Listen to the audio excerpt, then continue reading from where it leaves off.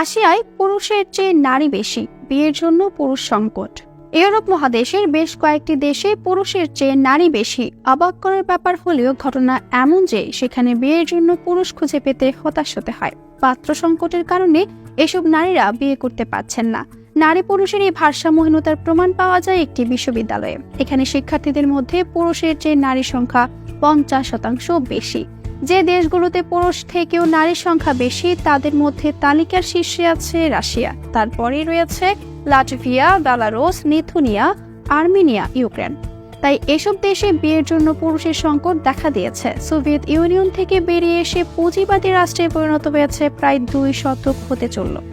কিন্তু পুঁজিবাদী ব্যবস্থায় এখনকার নারীরা যতটা এগিয়েছেন ততটাই পিছিয়ে পড়ছেন সেখানকার পুরুষরা।